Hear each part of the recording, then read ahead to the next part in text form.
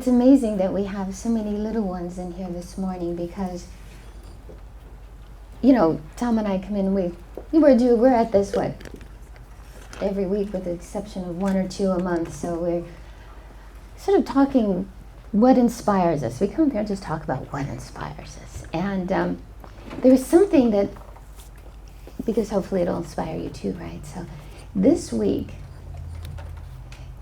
you know, books can inspire, inspirational talks can inspire, whatever. This week is a movie, okay? If you haven't seen 42, go see it. Have you even heard of it? Yeah.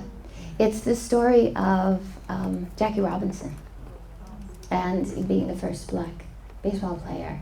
And it took place in 1946 or 1947. And there were so many outstanding moments in that film. But one of them had to do with children. There was Jackie was brought up to the Dodgers and he was playing and he was being harassed big time in the North as well as the South. And there was this little boy, he looked like he was, about 8 years old, and he was with the men around him in the stadium. And Jackie comes on, he's getting to bat. Jackie comes on, and the men around him start screaming racial slurs. You know, get out of here, what are you doing here? And you could see the eyes of the child had no hate. And the eyes of the child, he couldn't relate to why his friends and family, his dad was doing this, but because they were, you could see him and you could see his face change, and then he started to screaming the slurs. And it really struck me. Actually, what happened was his favorite player was the name of Pee Wee. Pee Wee Reese. Pee Wee Reese. I know him well. No, I grew up in LA, and at that time, when they moved out to LA, the Brooklyn Dodgers moved out to LA. My dad brought him. Your dad brought them out? He was one of the people responsible for them coming. Wow. Yeah. Anyway. You owe a lot to her dad, right? We had season tickets and would go out there every time we could, and there was Pee Wee playing shortstop. Pee Wee Reese was his name. But he knew he had a big influence on children. So you know what he did? He went over and he put his arm around Jackie and he held him close. And he just stood there, just holding him. And at first Jackie was like, what are you doing? And he said, you're my teammate. And then the little boy, you could see the relief in his eyes that he didn't have to hate Jackie Robinson. That love and friendship was really the truth. And hearts were changed. And then Pee Wee said a beautiful thing, because Jackie Robinson wore the number 42, and he says, next time we come out, we'll all wear the number 42 so they won't know the difference between you and me. You and me, yeah. Yeah. Isn't that great? Isn't that great? Yeah. And so it made me think about what we learn as children and what we teach our children in the nonverbal way. And how much, when you look at the prejudice, we look back then, I know Tom and I was like, how was it ever that bad? And that was only 70 years ago. How did humanity get so far off to have that be a way of, skin color be such a big difference in how somebody would judge another person by their skin color? And I've been thinking a lot about it, and a lot of it is inherited beliefs. Inherited beliefs. That little boy had no reason. And I think it happened in Philadelphia. There's no reason. And I think about it in Israel and Palestine. A lot of the hate was inherited. It is inherited, it's perpetrated by parents teaching their children that this is our enemy. So it's time for us in our lives, because that's where we have the most impact. It's with ourselves, first and foremost, our children. Where are our prejudices? Really, of course, maybe they're not skin color now, but where do we just close the door? It's good to look at. Because the song Aquarius, when the moon is in the 7th house and Jupiter aligns with Mars, then peace will rule the planet and love will guide the stars, right? That's happening this week. This week. And you can actually see it. I have this app, and you can actually see Jupiter aligning right with Mars, right? It's very cool. So this is, how is love going to guide the planet if it doesn't guide our hearts? And sometimes it's having the courage to love. And it was the other thing, that there's so many, like I said, so many inspiring things about this movie. But the man who had the inspiration to bring a black player into baseball sort of was his, Jackie's, became his father in a way, his spiritual father, because he knew, this man was so wise, he knew how he would be successful. And then he was planning to bring other black players up the next year, but it all hinged on how much control Jackie had. So Jackie would go out and he was ready to bat, and there was this team manager from Philadelphia. He was allowed to stand on the, right out there on the grass and just scream. The whole time he's up there batting, just scream and scream and scream. All these horrible, horrible things. Now, it would never be allowed, and you're thinking, why wasn't he stopped? But there was a reason. It was really just the first 2 times Jackie went out, he just popped the ball, just let it get to him, right? Just popped the ball, easy catch, he's out. And he went back and he just broke, he went down into past the dugout, the little hallway that they go to, and he just smashed his bat. He was so angry. And he said, I can't, and so his mentor came out, I forget his name, you probably remember. Branch Rickey. Branch Rickey. So they called him Mr. Rickey. So Mr. Rickey came out and, calmed him down. And he said to him, I don't need you to have the courage to fight. If we're going to change the hearts of people, I need you to have the courage not to fight. And what happened was so Jackie pulled it together, he went back out, I think he did a homer at that point, made a homer, and people started feeling bad about how he was treated, and their hearts were changed because he didn't react with anger. He didn't react with anger. It was hard. He almost lost it a couple of times. And I thought to myself, he had to be an initiate. Through this whole movie, I kept saying to Tom, he had to be an initiate. Because you can't just be a great ball player to take on a role like taking down racial barriers that have been in place for decades. You just can't do it. You have to be ready for that kind of mission. And so then I was thinking, what mission are we being readied for? Because we're all initiates in the making. We're all spiritual initiates or adepts in the making. We're masters in the making, and our lives are what give us the material, the training to finally get to that point where maybe the divine says, here's your mission. And we've seen many on this planet that have had quite that mission. But so there was another really graphic story. I'm all of a sudden now starting to tell these graphic stories. But this one really hit me because, yes, new world. Lola. So after Soul Talk, we went over to Rana Serena's house and we were hanging out. The whole family was there. We were sitting around talking and having some food. And so Shauna and a friend Mark lived in Florida, and so they were telling stories, and we were talking about animals, and all of a sudden we started talking about snakes. And Mark had a friend who had a snake. He bought a snake when the snake was small, and then finally the snake outgrew his little cage. So the guy let the snake kind of crawl around the house. Well, without the confines of the cage, the snake kept growing and growing and growing. Right? And apparently this is kind of common, especially in Florida. Pet snakes, you let them, but he's not any harm, and he's kind of so everything's good.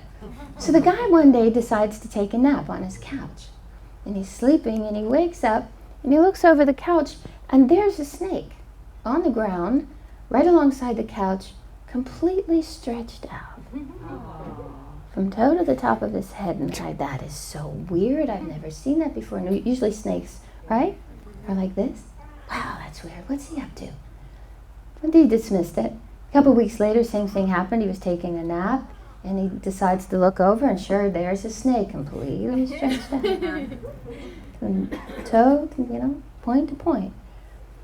And he went to his friend, and he said, my snake is doing this. What's going on? He said, are you kidding me? You don't know? He said, the snake is trying to figure out how long he needs to get to swallow you.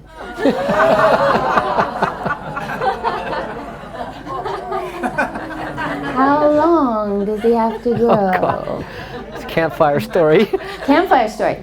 But you know, yeah, right? I had that but then I thought about it. No, you think about it. He brought the snake in. That was his pet. Just a little cute little snake, right? And he became a part of his household. And he's just going around the house, and all of a sudden he looks down and he says, okay, now, when do I make my move? How big do I have to get? And I thought about habits. Because I always apply these sort of things. When they really get to me, I've never had a snake. Matter of fact, when Finley brought his snake in, I made myself touch it because I'm afraid of snakes. And I thought, I was being very brave. Snake is this big. But you know, I thought, that's habits, or going back to belief systems, or prejudices, right? This little thing we pick up, it's our pet, right? We have a thought. We have another thought. What's the habit, right? Little negative thought here about a particular person. Harmless. Another one. Ooh, the emotions get going, right? All of a sudden, you can't stand to even think of the person. The snake has gotten really big. Is it a pet, or is it ready to swallow you? Or a pet, right? Have you ever had a habit like that started as a little, little habit? Not a problem. I can handle this. Next thing you look down. Snake's about to swallow you. Now this is a very interesting thing, because we're in the year of the water snake, right? So we have two choices. We can shed our skin. We can shed the old skin and become a new, renewed, because snake in spirituality is a very vibrant symbol. Yeah, it's very vibrant, right? It represents the life force. So that's why it also, to Christianity often it's represented of being evil. So you see Master Mary standing on it, but in the East, it's the life force. It's the coiled Kundalini, and you master that. You take your energy and you channel it so that when that snake gets big and long, you're the master, right? You're the master, and you bring that energy up your spine into the third eye, and you begin to have the power of an initiate. You begin to be able to have the power, to have the courage not to fight. When anger would only give fuel to the negativity. So those have been my thoughts all week, looking at my life and seeing, because King Kali, you see pictures of Ma Kali, she's either got the snake under her feet, or just like a little decoration on her head, representing that she has brought that energy up and is able to use it. So, do we use this energy that we've been giving, or do we misuse it and end up getting eaten?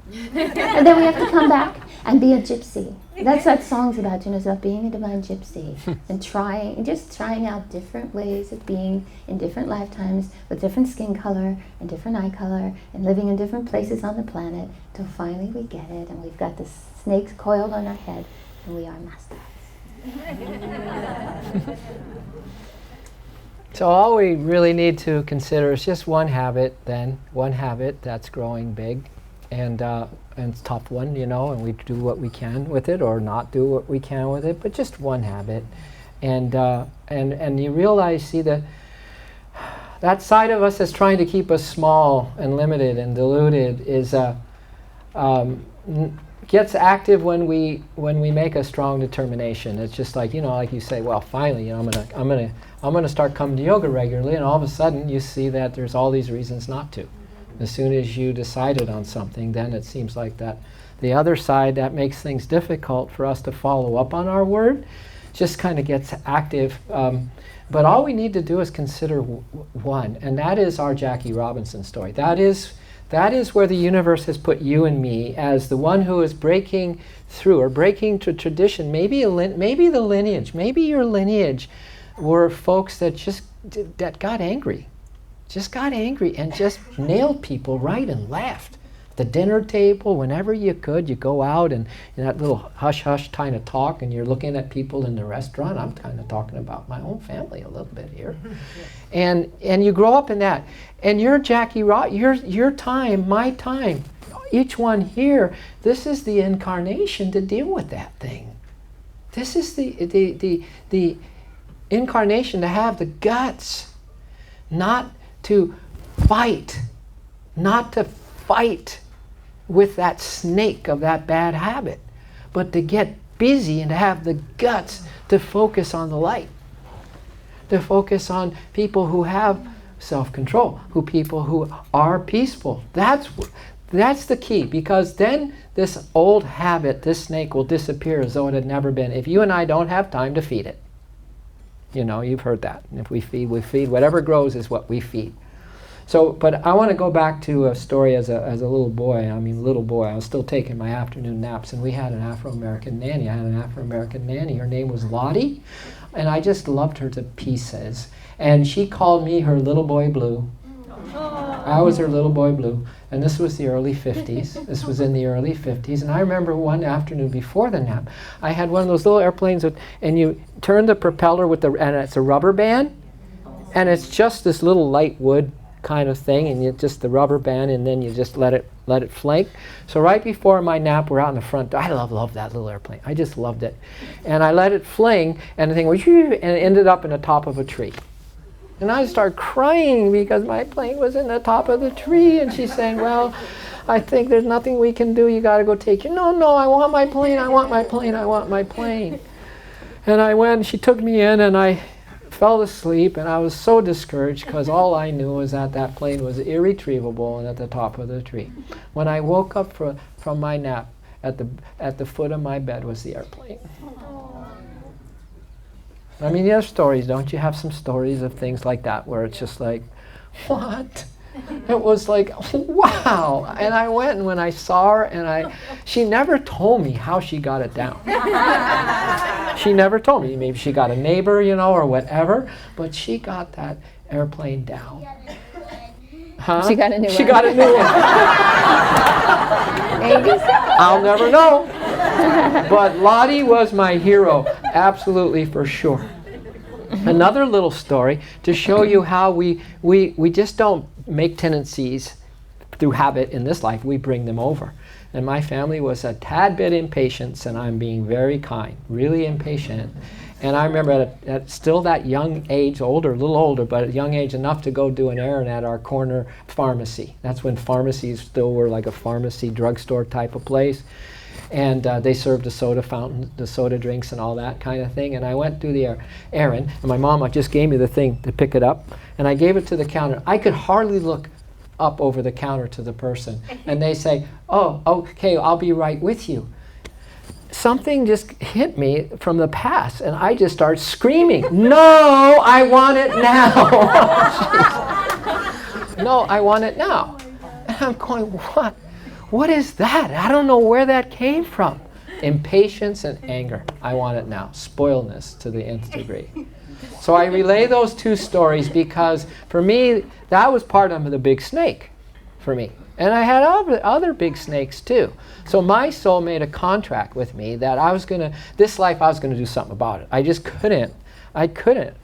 I must have had lives where I tasted a little soul happiness so that I had a little comparison, that I made the contract at the end of last life. See, you think that it's linear. You think that the end of last life ties into the beginning of this life. Not necessarily so. You could have had a brilliantly spiritual life last time and come into this life, and all of a sudden you're confronted with all these snakes and habits. Or one big giant one to overcome. But you have the spirituality built in as well. So you can do it. Otherwise, the karma and the contract you sign about the karma you are overcoming in this life, you wouldn't have signed it on the other side. So my soul decided to go into the ashram, right?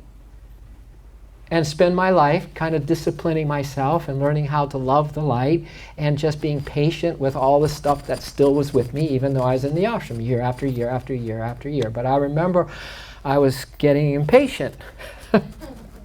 And I watched the monk in charge of us young monks disciplining the other boys. I mean, like, they would do something wrong, they weren't present to something, and sometimes the monk would come and pop them on their spiritual eye center and say, hey, get with the program. Here's what you need to be doing. Focus. And he never did anything to me. And I started to get jealous that everyone else was getting attention, even though it was disciplinary attention, that I wasn't getting any. So I went to him. I went to this monk who was in charge of us, and I said, sir, I'm watching you discipline the other boys, and I'm wondering why you don't discipline me. Because I was starving for some attention, and I didn't care at this point if it was a slap on the head. I just wanted to be noticed. I didn't care. And you know what he said? He said, my boy, you get it by not getting it. You talk about just getting down to the punchline, right? I get it by not getting it. Now, I don't think I'm the only one in the room around that. Why would the holy ones go to the extreme of convincing me to discipline my life the way I have, and then get treated that way, where the thing that was, my impatience was just not going to be accepted where I was? So I would have to starve it out, so to speak. But not by saying, I'm such an impatient guy and dealing with it that way, but just turning towards something better, my friends. And that's the dawning of the age of Aquarius, right? That's the moon in the 7th house. And Jupiter aligns with Mars. Remember the story Hair? I should have wore my wig this morning and flapped it around. It is the dawning of the age of Aquarius. Age of Aquarius, Aquarius, Aquarius. So we're not showing our age. We're not showing our age, but we are showing that it is the time now in the 7th house that we're in, you and me, right now, and the hero or heroine in the making, dealing with one substantial habit that is not serving us anymore, period. Maybe we've gotten in the habit of not listening when someone else speaks. Maybe it's the one that you live with. Maybe you've even got them kind of pegged, like a little label that's in your mind that this person's just never going to change, When's she going to come and do yoga with me? Or when is he going to meditate? Whatever is that label, that is like, you're under the bright lights, baby. You're in a stadium full of the Holy Ones saying, come on, we're with you. A whole stadium full of angelic beings, starting with the devas that run your body. We don't realize, we just think we're a body. We just think we're a reaction, right? And what's love have to do with it? Just secondhand emotion, right? We just think. We don't think. We don't think in the right way, and we think too much in the wrong way. You know what I mean? That we're just spinning old, routinized thoughts around that cannot in any way deal with the snakes. So what I'm saying is that it is so the time for you and I to realize, the greatest posture that we teach here in this yoga studio, you know what it is? It's the greatest posture of all. And it's hardly noticed.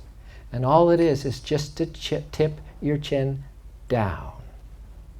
There it is. See? You wouldn't hardly notice. You tip it down. Why? So you could bow your head. Mm-hmm.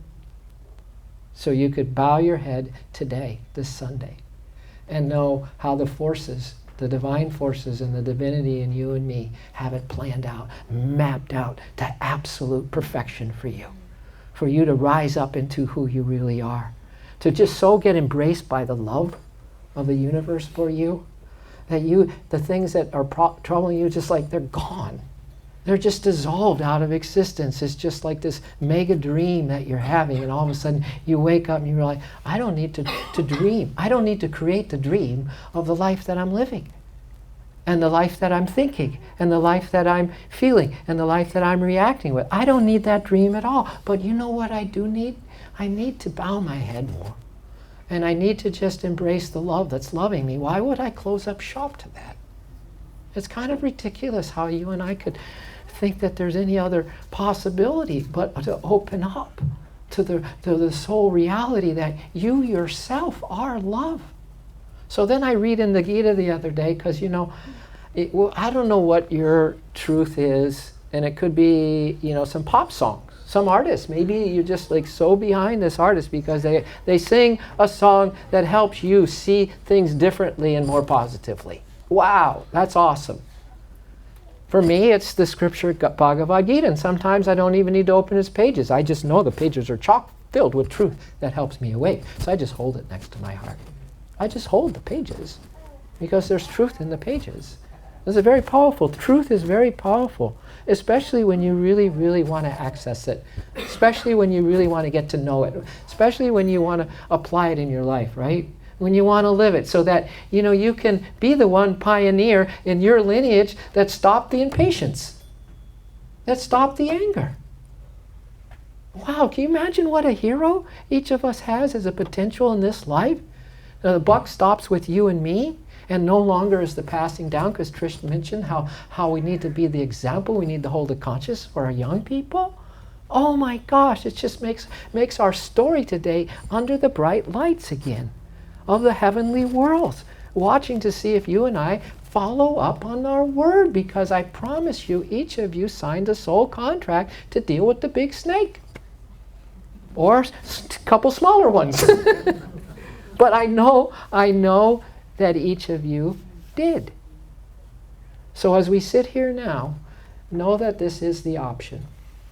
That inside your very spine, because this is what I read in the Gita, inside your very spine, because we know the chakras there hold tremendous power, God power, and they're just subsidiary agents to King and Queen Soul that sits primarily in the seat of your cranium.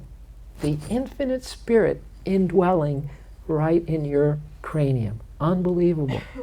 And it has servants, and those servants are the divine consciousnesses that are in your 5 chakras up to the cervical. And then there's a higher consciousness called the Kutastha Chaitanya, or the Krishna or Christ consciousness, just blazing soul light. Soul light, because your soul sits here, is projecting a light here, and here's where we always have choice point, my friends. You can look at this hologram of your body walking around today and believe it's real and get emotionally involved and think that your thoughts are real and your feelings are real and that this dream is real. Or you can spend your Sunday just musing, making that companion of silence, just maybe a little gap of 15 minutes today where you steal away from your acquaintances and whatever else, and just reflect.